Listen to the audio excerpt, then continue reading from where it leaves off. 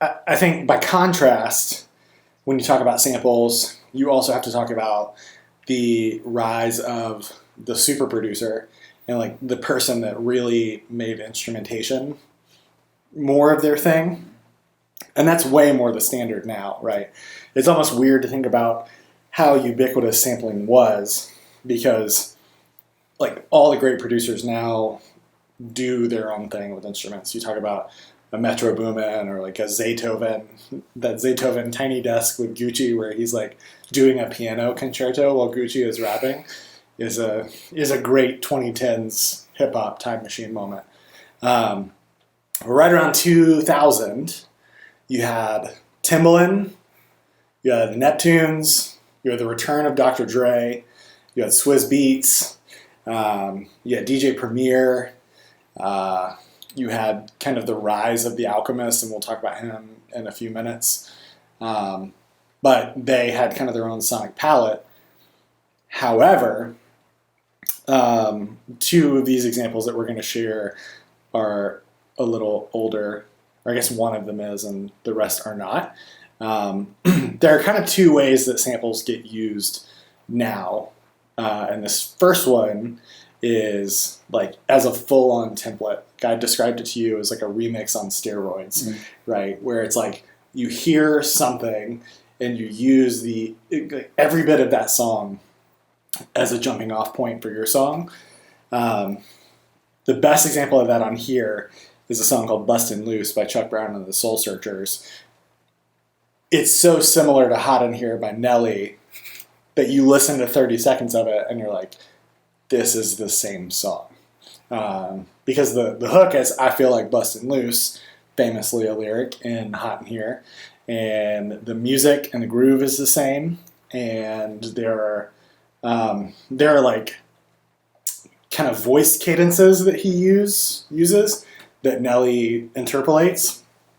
I don't think he says the phrase Hot in Here in the song, but that would be about the only original contribution of Nelly. So what you're saying is Nelly added all the dumbest parts, and then we ended up with Hot in Here. Yeah, I mean, I guess it was just like all he added was an explicit request. So take off all your clothes. Yeah. I like this funk song, but naked. So this, but hornier. Yeah, man, like it's such a good and weird song. Sorry, keep going. What a good slogan. 2020, this, but hornier. Almost had our first spit take in the history of the podcast. For those enjoying this as audio only, we apologize.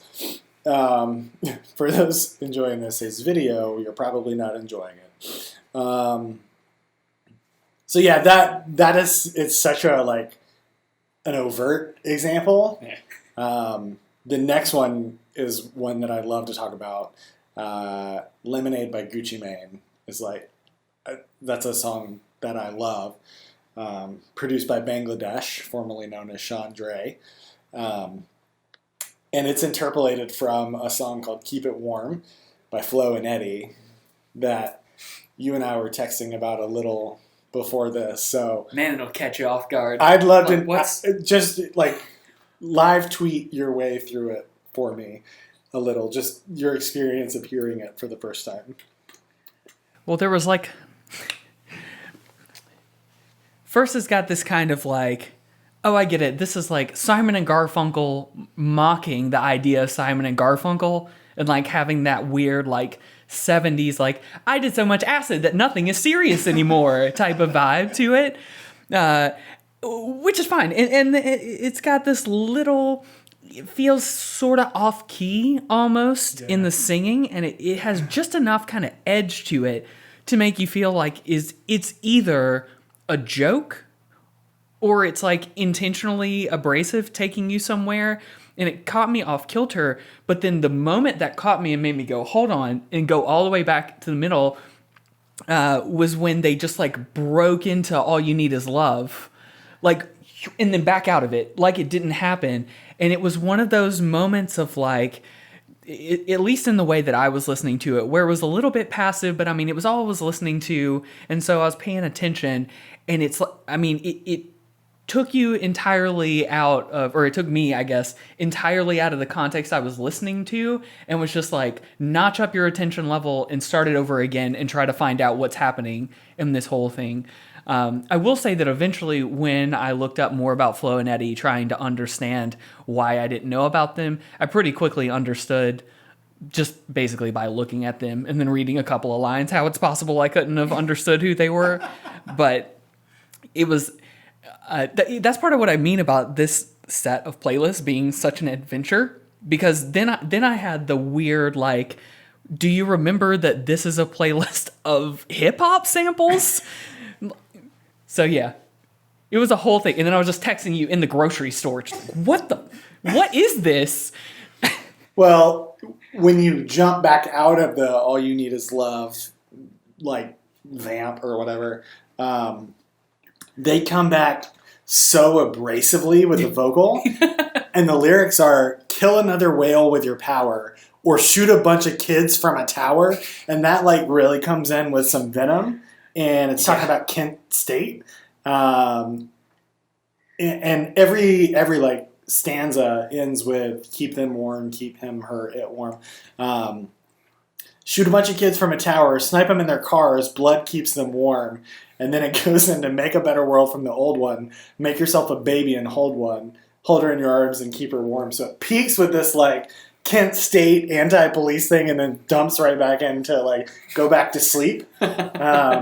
It's such like weird batshit Steely Dan-ism. Yeah.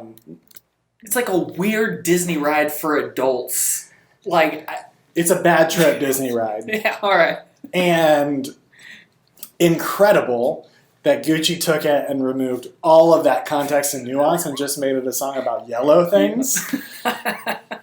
But I think just by nature of that song having so much richness, it made Lemonade like a weird, different thing. It's got, like, Lemonade's, there's nothing like funny, or there wasn't then anything funny about Gucci or anything that was not like scary overtly. But he, on the same album, he had that Wasted song that was like, he was like, I want to make an anthem for white kids. Like, it's explicitly a cash-in. Right? He's so savvy. And then he has this song Lemonade with this incredible piano hook derived from his Flo and Eddie song, and it's just about yellow thing. And just like, it's all so bonkers and brilliant, and I think the source material had to be a certain level of insane for him to have such a weird rap song that just works. Yeah. The other two are similarly kind of goofy, but they turn into like, again, I think they're templates for if you want something really different from the way other things sound, you draw from the most random place you possibly can. So in the case of Hotline Bling, which is a weird sounding song, and Mask Off by Future, so you think about Hotline Bling and that weird like Casio keyboard, that comes from a song called Why Can't We Live Together by Timmy Thomas. And it didn't sound like Hotline Bling didn't sound like anything else on the radio. Drum would agree to disagree because he had a song that sounded a lot like Hotline Bling. But it was just so refreshing because it came from this weird deep cut place. And then the flute in Mask Off became such a popular, famous thing.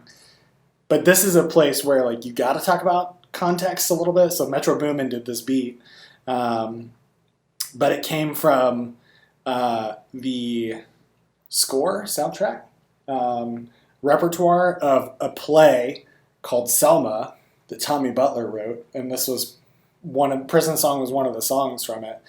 Very somber. Like the subject matter is as dark as it gets, talking about racial violence and the Klan and all sorts of stuff, and it gets flattened into a song whose hook is just Molly Percocet. Flattened is a good way to put this one. You know what I mean? Yeah, for sure. But interestingly, I read a lot of interpretations of the song that like Future doesn't really articulate vibe in words really well ever. All right. But he like mood board. He creates a feel really well, and so there's some of that same like black man darkness escapism type stuff, and I would love to watch like I don't know. I would love to watch like Rodney Carmichael from NPR debate with someone at A3C for an hour about was this an appropriate use or not an appropriate use? Did it homage it properly? Like, I would watch an hour just about this song, and then it ends with everybody having to listen to Mask Off 2 or 3 times in a row. That would be super We will dope. produce this. We will do it. I would sponsor You've that convinced event. me now. TuneDig can sponsor that live debate. No. And we're back with Future. I'm Kyle Stapleton, coming to you live on Fresh Air. Brought to you by Intelligentsia Coffee. And anyway, here's Future. So this is like these 4 songs together are so weird. This is like if you hit the side of the jukebox and something started playing at random, it would be something like this. It's also like 2 positive and 2 negative cred points, so you end up net 0. You're just like, who picked Nelly? Okay, Gucci's fine. Okay. Yeah. Hotline Bling got ruined for me when SNL did that video about dads dancing to it, and one of the dads was Donald Trump when they let him be the guest on it. Hotline Bling is also a really good song. Like, that's a hill that I would die on. It's just, I don't know. We lost control of the public persona of Hotline Bling pretty fast. It's unacceptable now. Anyway, enjoy these 4 songs.